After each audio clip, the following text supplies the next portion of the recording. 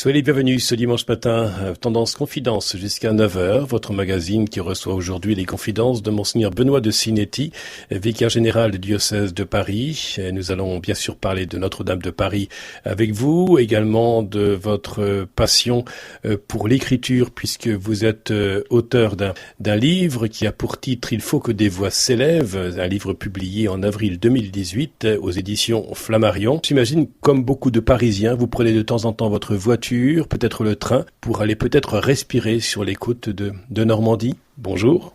Bonjour. Je connais trop mal la Normandie. Un petit peu quand même, suffisamment. Dieppe, Rouen. Oui, j'ai pas mal d'amis, en fait, quand j'y réfléchis, qui sont là-bas, et chez qui j'ai eu l'occasion de passer quelques séjours. Mais vous savez, les Parisiens, en fait, la campagne, ils y vont quelques jours, et puis après, ils regagnent vite la pollution à l'intérieur du périphérique. C'est un peu notre drogue à nous, si vous voulez.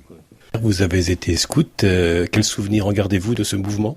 Une pédagogie avec laquelle je suis très à l'aise et que j'apprécie beaucoup, dont je constate tous les mérites et tous les apports qu'elle peut avoir pour les jeunes d'aujourd'hui, surtout les jeunes urbains qui ont du mal aujourd'hui à considérer qu'un champignon ne soit pas en boîte et que les plantes ne soient pas en sachet. Alors, donc c'est bien de pouvoir découvrir la nature et de pouvoir l'aimer.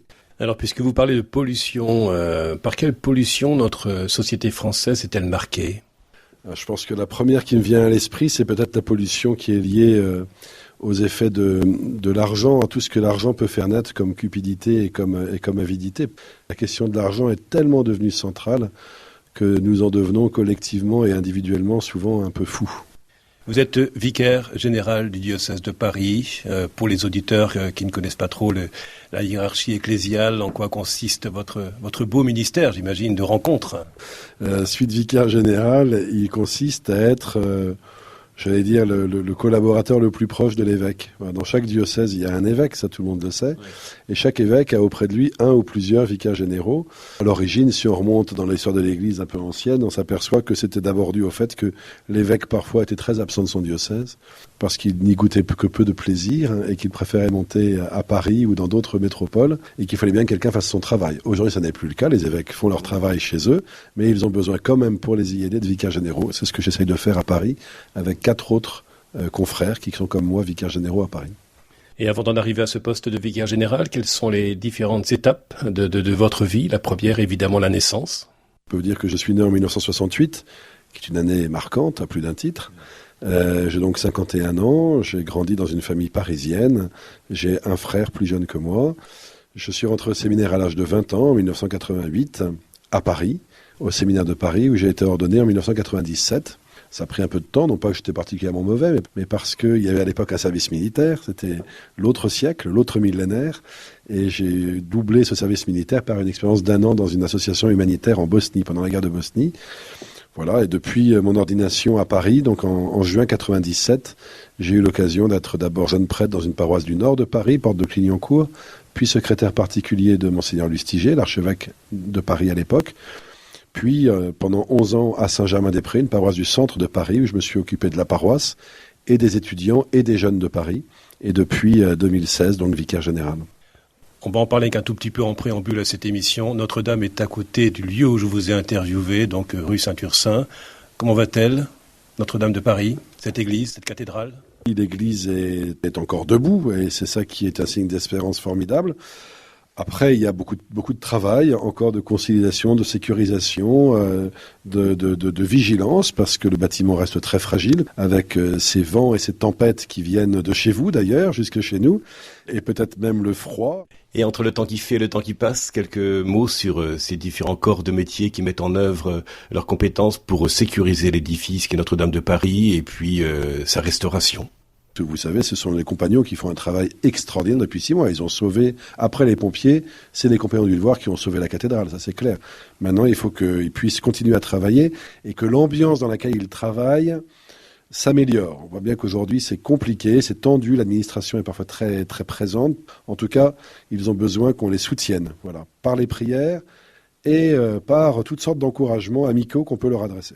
Un lien privilégié existe entre Notre-Dame de Paris et la Normandie, et puisque beaucoup de cloches ont été fondues, réalisées, à Villedieu, dans cette cité du cuivre.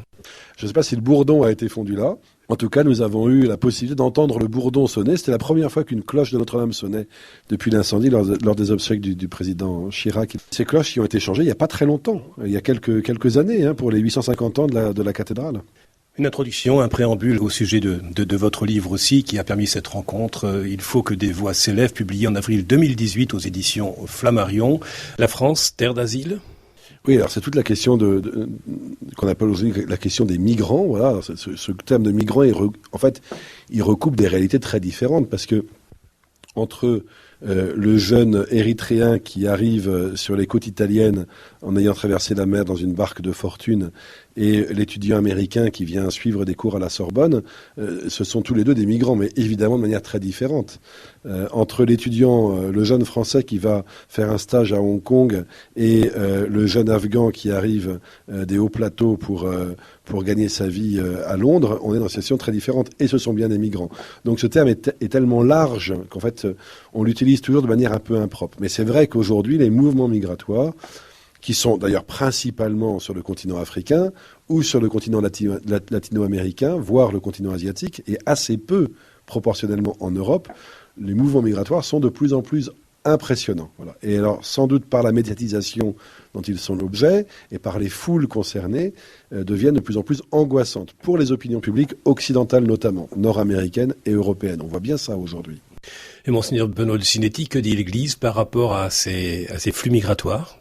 La seule chose que l'Église dit avec force, c'est que, quelles que soient les situations, la personne qui se présente doit être traitée avec le respect qu'elle mérite, et donc humainement. Voilà. Nous constatons qu'aujourd'hui, dans notre pays, en France, les gens ne sont pas traités avec le respect qui leur est dû. Voilà. Et je ne parle pas d'un respect de politesse. Je ne demande pas qu'on leur fasse des courbettes ou qu'on leur dise bonjour monsieur ou au revoir madame. Je demande juste qu'on les traite humainement, qu'on les considère humainement. D'abord de ne pas avoir l'a priori, avant même qu'ils aient formulé une quelconque demande, que leur arrivée en France est forcément illégale ou suspecte. Voilà. Qu'on entende ce que veulent dire les gens. Ça veut dire donc que pour qu'ils puissent dire des choses, il faut leur donner les mots pour le dire. Or, la plupart d'entre eux ne parlent pas le français. Voilà. Et donc, comment les accueillir ? En leur apprenant le français pour leur permettre de formuler leurs demandes. Ce sont souvent des gens qui portent en eux des traumatismes très forts. Soit ces traumatismes sont la cause de leur départ, soit ces traumatismes ont été vécus pendant leur voyage. Voilà.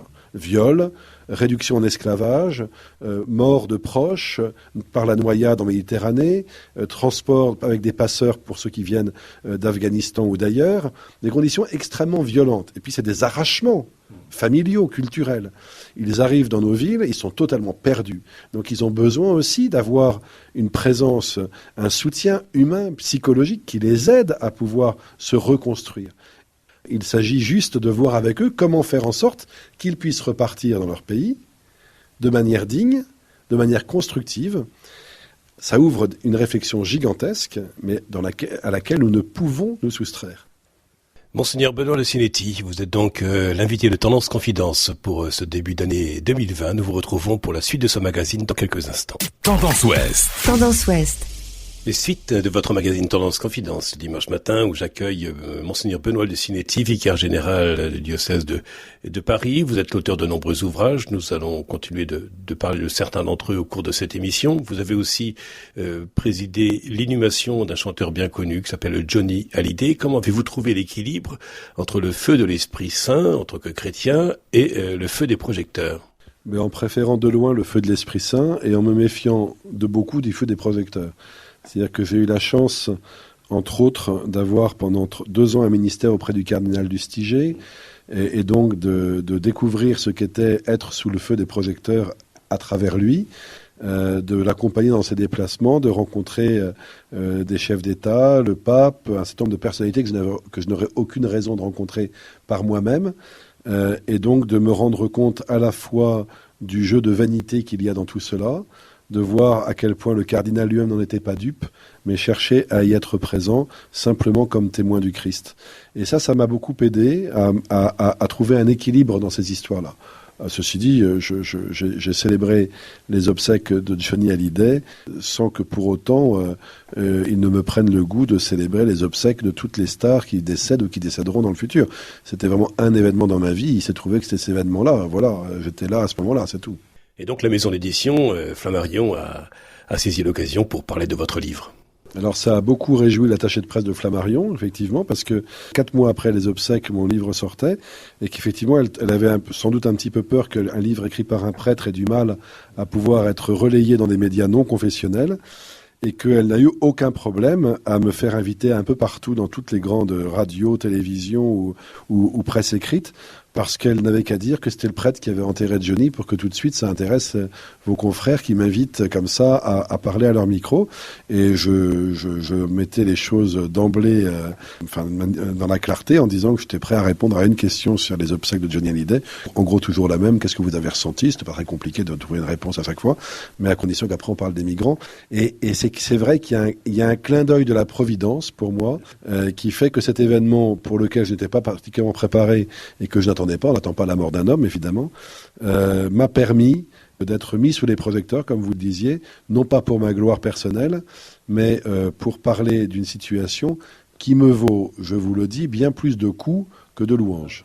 Avec l'incendie de Notre-Dame de Paris, vous avez déclaré pour le journal La Vie, il y a une part d'orgueil humain qui a disparu avec l'incendie. Mais de quel orgueil s'agit-il ? Eh bien, je pense que, en fait, l'incendie de la cathédrale, il nous a mis en face d'une réalité. Pour nous, Église en France, cette réalité, nous l'avons contemplée lorsque nous sommes entrés la nuit de l'incendie dans la cathédrale, lorsque les portes se sont ouvertes. À travers la fumée, à travers la poussière, à travers les cendres, il y avait cette croix de Marc Couturier qui a été installée il y a une trentaine d'années dans le cœur de la cathédrale, recouverte d'or et qui brillait, qui étincelait dans la nuit. Et à ses pieds, l'autel sur lequel la messe est célébrée. Et à la droite, la Vierge au pilier, toute blanche, immaculée, au milieu de la poussière et de la cendre. Et en voyant cette scène, qu'est-ce que vous avez ressenti ? Qu'est-ce que vous vous êtes dit ? Nous nous sommes dit, en fait, c'est là l'essentiel. Bien sûr que Notre-Dame est magnifique et qu'il ne faut pas du tout dénigrer la beauté, ni l'architecture, ni le talent, ni les artistes, etc. Mais ce que je veux dire, comprenez-moi bien, c'est pas que Notre-Dame n'est pas importante, c'est que l'important n'est pas là. L'important, il est la croix, l'autel et Marie. La prière de Marie qui accompagne l'Église, parce que l'Église est chargée de célébrer la présence du Christ vivant sur l'autel par l'Eucharistie et à annoncer la bonne nouvelle que la mort a été vaincue. C'est ça l'essentiel. Et donc cet incendie, il nous a remis brutalement, violemment, à travers l'Église de Paris, toute l'Église de France, devant l'essentiel de notre mission.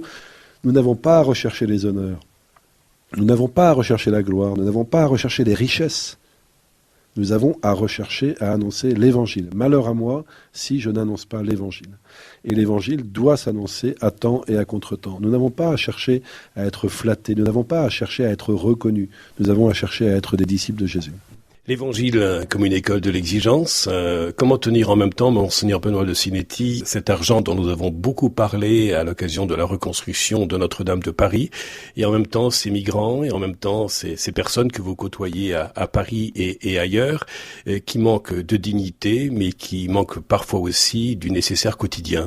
Oui, c'est un enjeu vital. Il y va, je pense, de notre crédibilité dans ce pays.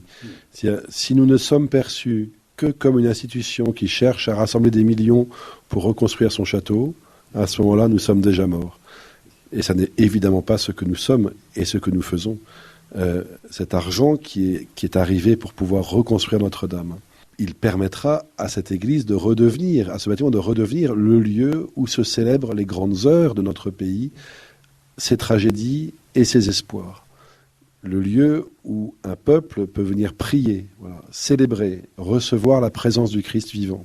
Mais ce chantier-là trouvera tout son sens s'il est accompagné au cours de son exécution par la mise en place d'autres chantiers à destination des plus fragiles et des plus pauvres. Au Moyen-Âge, quand un évêque construisait une cathédrale, décidait d'entreprendre un chantier comme celui-là, très souvent, il l'accompagnait d'un projet qu'on appelait l'Hôtel-Dieu, un hôpital pour les miséreux. D'ailleurs, à Paris, l'Hôtel-Dieu est en face de la cathédrale. L'Hôtel-Dieu est malheureusement en train de fermer après que la cathédrale est brûlée, mais ça c'est une autre affaire. Un beau lien entre Notre-Dame de Paris, sa restauration, mais aussi ce lieu de prière, avec l'Hôtel-Dieu dont vous parlez aussi, l'accueil des plus démunis, et votre livre aussi où vous parlez des migrants qui manquent aussi, comme beaucoup de personnes, de dignité. Aujourd'hui, nous avons un devoir, pouvoir imaginer soit dans l'immédiate proximité de la cathédrale, au sens géographique, soit ailleurs dans Paris, des petits projets Hôtel-Dieu qui vont aller à la rencontre des plus fragiles et des plus misérables de notre société, en disant, en fait, cette cathédrale qui se construit, qui se reconstruit, elle ne trouvera tout son éclat et toute sa raison d'être que si la charité rayonne dans notre diocèse. L'Église mère du diocèse doit être le visage lumineux de la charité du Christ à l'œuvre dans le diocèse. J'avais reçu à ce même micro Sœur Emmanuelle à l'occasion de la parution de son livre Richesse de la pauvreté, où elle faisait une distinction entre pauvreté et misère. Que vous inspire ce titre de ce livre, Richesse de la pauvreté, de Sœur Emmanuelle ? Moi, j'ai beaucoup fréquenté et beaucoup aimé un homme qui s'appelle le Père Sérac, Pierre Sérac, qui était un jésuite qui a vécu longtemps en Inde et qui était un peu comme ces grandes figures que vous évoquiez, l'abbé Pierre, Sœur Emmanuelle, on pourrait mettre Mère Teresa, enfin des apôtres de la charité, de la pauvreté. Pierre Sérac détestait la misère. La misère, elle n'est pas choisie, elle s'abat sur vous et puis elle porte atteinte à la dignité de la personne. La pauvreté, c'est une forme de détachement, alors parfois plus ou moins subi, parfois plus ou moins choisi, en tout cas de pouvoir montrer que ça n'est pas l'argent qui m'assure mon bonheur. Et la pauvreté, c'est cette capacité à reconnaître que finalement, ce que je suis, je le dois à ce que je reçois. C'est recevoir sa vie et non pas chercher à la posséder. C'est ça le vrai chemin de pauvreté. Alors pourrions-nous dire en résumé, Monseigneur Bonhomme de Sinetti, tu peux posséder des richesses, mais ne te laisse pas posséder par elles, parce que là où tu mets ton cœur, tu mets ta raison de vivre. En fait, c'est ça, c'est là où est ton cœur, c'est vraiment la parole de l'Évangile. Montre-moi où est ton cœur et je te dirai qui tu es. Enfin, c'est vraiment ça, la réalité. Merci, Monseigneur Bonhomme de Sinetti, pour ce temps accordé à Tendance Ouest et son magazine Tendance Confidence. Et je rappelle le titre de votre livre, Il faut que des voix s'élèvent. Et c'est paru aux éditions Flammarion. Dans quelques instants, votre journal de 9h proposé par la rédaction de Tendance Ouest auparavant.